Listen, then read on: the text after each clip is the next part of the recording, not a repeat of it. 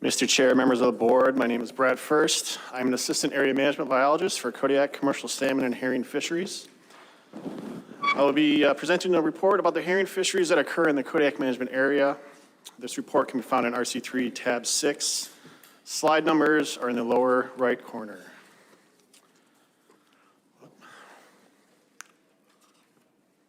No. All right, topics I'll be covering include a geographic description of the Kodiak Management Area, along with a brief update on the current stock status of Kodiak herring populations, a summary of the Kodiak commercial herring fisheries, and proposals pertaining to these herring fisheries at this meeting. The Kodiak Management Area includes those waters of the South Central Alaska that extend from Cape Douglas in the north to along the Alaska Peninsula to Kodiak Rocks in the south, and extending eastward across the Shelikof Strait to the waters surrounding Kodiak Island, Afognak Island, and the smaller adjacent islands of the archipelago. Herring are found throughout all marine waters in the Kodiak area. The current biomass has rebounded from low levels witnessed from 2014 through 2017 and is increasing everywhere in the Kodiak Management Area. This biomass is composed primarily of age 7 and age 4 fish. In 2023, 82% of the sampled herring were in these age groups. Although herring recruit into the fishery at age 3, they typically don't reach marketable size in Kodiak until age 4 or 5. The commercial herring sacro fishery extends from April 1st through June 30th. Legal gear types for this fishery are limited to purse seines and gill nets. In 2000, an allocative harvest strategy was implemented to manage the fishery. The season opened April 15th and ran through June 30th. This strategy directed the department to provide opportunities for the purse seine fleet to harvest approximately 75% of the preseason guideline harvest level, or GHL, and for the gill net fleet to harvest approximately 25% of the preseason GHL. This was accomplished by establishing separate areas for purse seine and gill net gear. In 2020, the board changed the strategy so that the season now runs April 1st through June 30th. The gear type GHL allocations were removed, and both gear types are allowed to fish the same areas on alternating days. To manage the fishery, the Kodiak Management Area is divided into 13 districts. Each district is further divided into smaller sections. In recent years, some sections have been combined with adjacent sections in areas where local herring stocks overlap into 2 or more sections. The colored areas shown here on this map are sections that were open to fishing in 2023. The green areas are sections where both were open to both purse seine and gill net gear. GHLs were established in each of these sections pre-season and closed when the GHLs were met. The blue areas are sections that are exploratory, meaning there are areas with little or no recent history of harvest and are open with no established GHLs. Exploratory sections are closed if any amount of herring is harvested there. In 2023, a total of 20 areas were open to fishing, 6 of which were exploratory. GHLs reflect the status of a particular herring stock by section. They are established using a variety of information, including trends in age composition, where older herring will be more aggressively fished than areas with younger herring, biomass observations from aerial and hydroacoustic surveys, and fishery performance during previous seasons. This graph here shows a comparison of total GHL to the total harvest from 1979 to 2023. Years are shown on the horizontal axis, and tons of herring are shown on the vertical axis. The blue bars represent the GHL, while the red line represents the harvest. Until 2020, the GHL was split with separate allocation for both gear types, but since 2020, the GHL has been shared between purse seine and gill net. During the last 10 years, the GHLs averaged approximately 4,300 tons, while the average harvest has been approximately 3,100 tons. Note that harvest in 2019 is confidential. From 2014 through 2019, there was a decline in both GHLs and harvests. This occurred when several older age classes dropped out of the fishery, and the biomass was composed mostly of young herring. However, GHLs and harvests have been increasing since 2020 due to large recruitment events. This graph here shows purse seine harvest since 2000. During the last 10 years, The harvest has averaged approximately 3,100 tons. In 2019, less than 3 vessels harvested herring, so that harvest is confidential and not shown. This graph shows gillnet harvest since 2000. During the last 10 years, the harvest has averaged 0 tons. Note that years with asterisks indicate less than 3 vessels participated in the fishery, so that harvest is confidential and not shown. This is a stacked bar graph showing the percentage of herring harvested by gear type with purse seine in blue and gillnet in green. Again, please note some harvests are confidential and not shown. During the last 10 years, 99% of the harvests have been taken by purse seiners.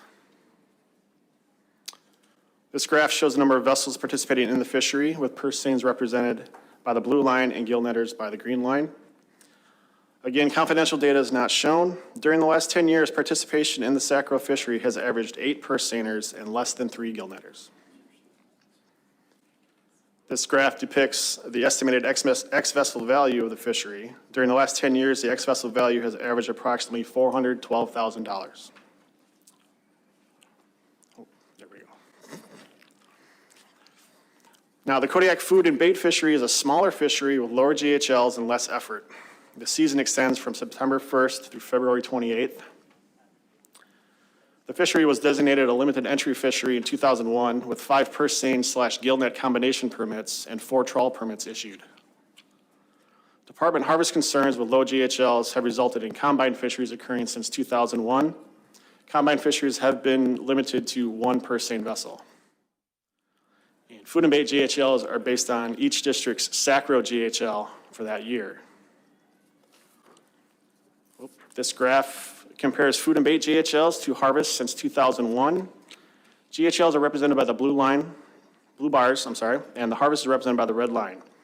GHLs have ranged from 91 tons in 2018 to 815 tons in 2023, and harvest has ranged from 0 tons in 2016 to 912 tons in 2022. During the last 10 years, the GHL has averaged approximately 350 tons, while the harvest has averaged 310 tons. There are 2 proposals involving Kodiak Management Area herring fisheries before you this year. Proposal 56 seeks to add additional fishing time for purse seiners in the sacro fishery. And Proposal 57 would change the sacro fishery so that sacro permit holders could harvest herring in the fall. This concludes my presentation. We would be happy to answer any questions you may have. Thank you. Any questions, Ms. Carlson Van Dort? Thank you. Slide 10.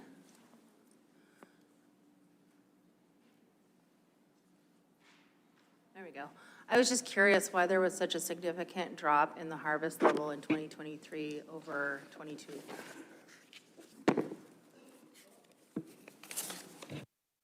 Essentially, through the chair, Ms. Van Dort, Carlson Van Dort, essentially is a drop in the number of participants in the fishery. Just they chose not to, even though there was that much available biomass there? Through the chair, I'm sorry. The market is weird for sacro herring, and if fish aren't at a marketable size for the processors, they're not going to buy, or they're not going to have a good enough price to entice fishermen to fish. So those that had a market that could make it work would fish, and others who decided not to, it wasn't going to work for them. Okay, that's helpful. Thank you. And then one quick question. On slide 16, you referenced a combine fishery. What's that? Through the chair, Ms. Carlson Van Dort, basically a combine fishery. In this case, the old food and bait fishery, the GHLs were so small and the number of participants were high enough that the department decided that it wasn't within the conservation measures for us to be able to prosecute the fishery.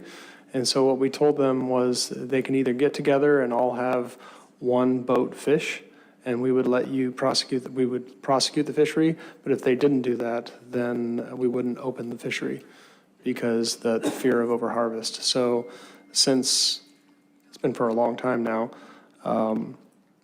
when the food and bait fishery comes up, we force them into a combine and tell one boat to go catch the fish so we can keep track of the pace of the fishery. Mr. Carpenter. Thank you, Mr. Chair.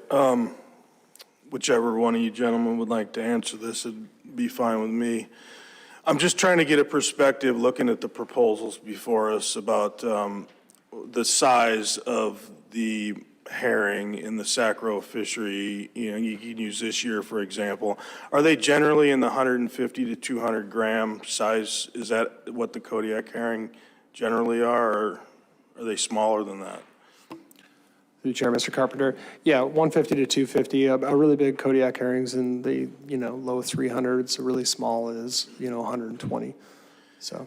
And then speaking to the sacro GHL versus the food and bait GHL, did you say that the food and bait GHL currently is based on a percentage of the overall sacro GHL? Is it 10%?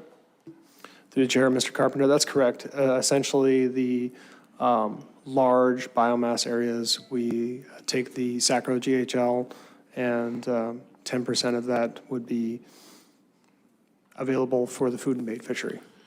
And just one quick follow-up. Has there ever been consideration given that when the sacro, because the markets in the sacro fishery are quite variable, and depending on who you are and where you are is probably the qualifying factor if you get to go fishing or not. But having said that, when a sacro GHL isn't fully utilized, which it has been in several years, has there been any thought about taking a portion of that and putting it into the food and bait fishery that particular year so that there might be more opportunity the way the regulations currently are written, or is that not possible? Through the chair, Mr. Carpenter, currently the way the regulations are written, we can't have like a rollover clause, so to speak. We don't have any way of regulatory wise doing that. There's definitely been plenty of thought. I will say when it comes to food and bait fisheries in general in the Gulf of Alaska, we tend to be a bit more conservative just because the great thing about a sacro fishery is those fish are Kodiak fish because they're coming in to spawn in that bay. And so it's really easy to target those fish as they enter to spawn. Whereas when you have a food and bait fishery, it's a little more of a guessing game. They could be fish from other regions we really don't know because we don't know what the migration patterns of all those fish are. So inherently, most food and bait fisheries tend to be more conservative in the state of Alaska. But yeah, we've had people peruse about the idea of having a rollover clause before in the past, but currently the way the regulations are written, we can't do that. And if I could, Mr. Chairman, I guess, and I can get more into, I don't want to get into deliberations right now. I can ask you questions about this later when these proposals come up, but we have a huge herring biomass in the state of Alaska compared to the last 50 years, 60 years, 70 years, all over the state. And there's certain places in the state that have marketability for certain products and certain places that don't.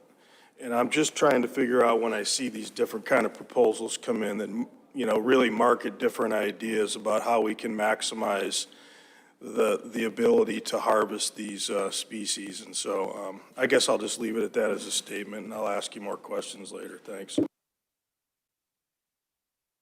Any other questions?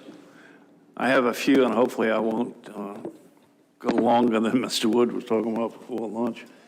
But herring has caught my attention since the Southeast meetings, and that's where my familiarity is with herring as far as Sitka versus the rest of the Southeast, et cetera. And I know it might not transcend to what's happening here, but that's the reference point that I start with.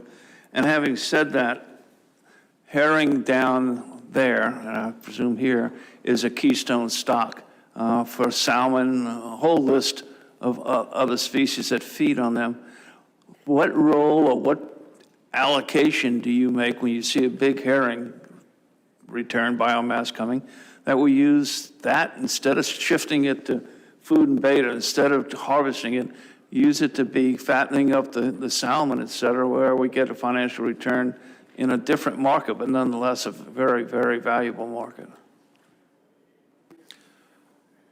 Through the chair, Mr. Chairman, we leave that up to the Board of Fish to decide.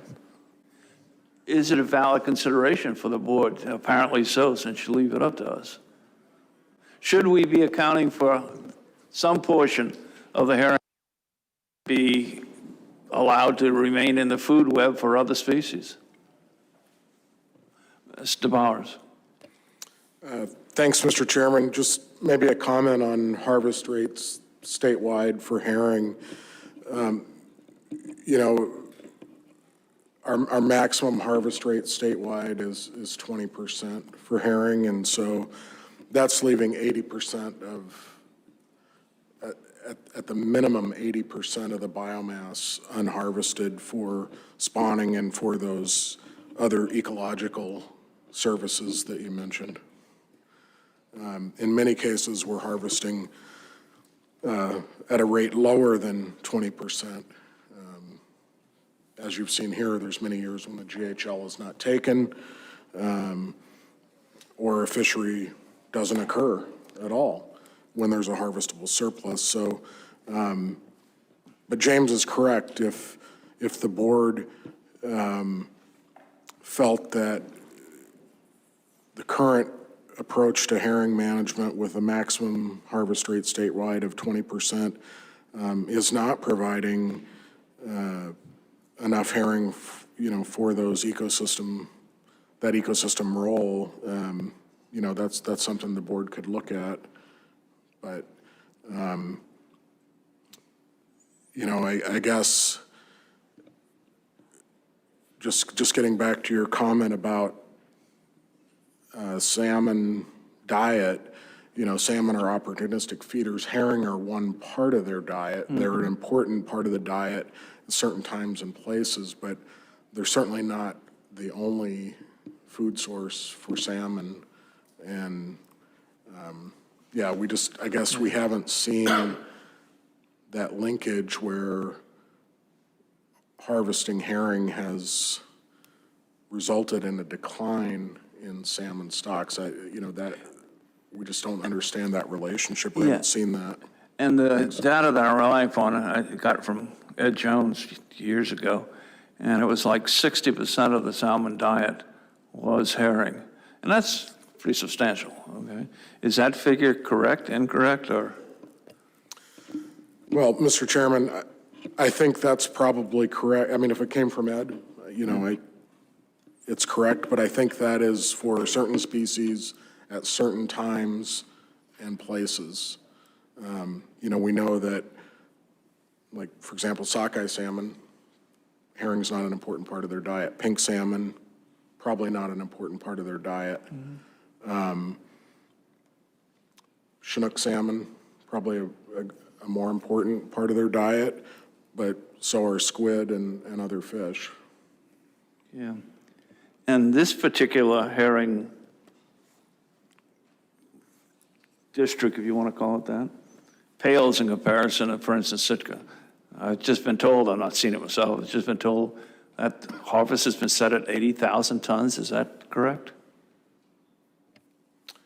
Mr. Chair, I don't think it was that high. I think it was up around 40,000 tons. But yeah, it's a really large biomass. I think it's the largest guideline harvest level we've set for Sitka herring. And as James mentioned, you know, we've been seeing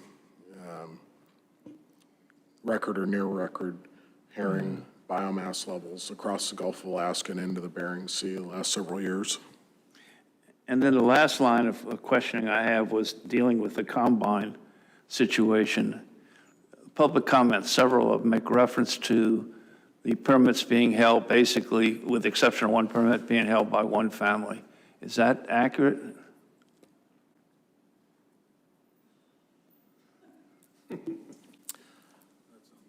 Mr. Chairman, I believe there are 5 set gillnet and purse seine permits and 4 trawl permits. I believe the 4 trawl permits are I mean, I'd want to double check with CFEC, but are owned by different people.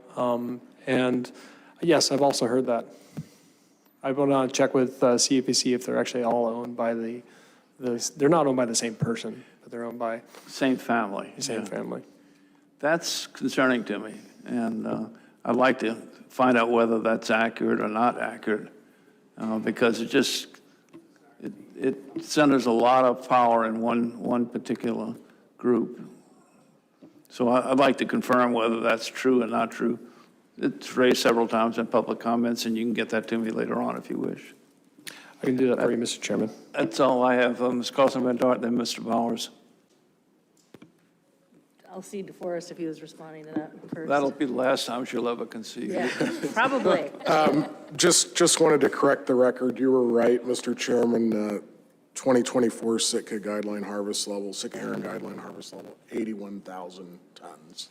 So just, I was in error there. Either by accident or design, I'm right once in a while. Ms. Carlson Van Dart. Thanks. So back to this idea of this 20%, that biomass that isn't exceeded statewide. I'm assuming that's an average or an aggregate, and that by individual areas or stocks, the GHLs could be set above or below 40%? I'm sorry, 20. Through the chair, Ms. Carlson Van Dort, if I could jump in and talk about Kodiak. So in Kodiak, we take a little more conservative approach just because it's a really broad area and we have limited coverage, and it's difficult to come up with an overall biomass estimate. But if we have a really good handle on where we think we have a good handle on the biomass estimate, we don't like to set our exploitation rate above 10%. So we're about as conservative as it gets over here. And to be fair to what Director Bowers was saying, the biomass around Kodiak, despite the harvest, is the largest I think anybody around here in recent time has ever seen. Thank you. Any other questions from board members? Thank you. We'll move on to the next and last staff presentation.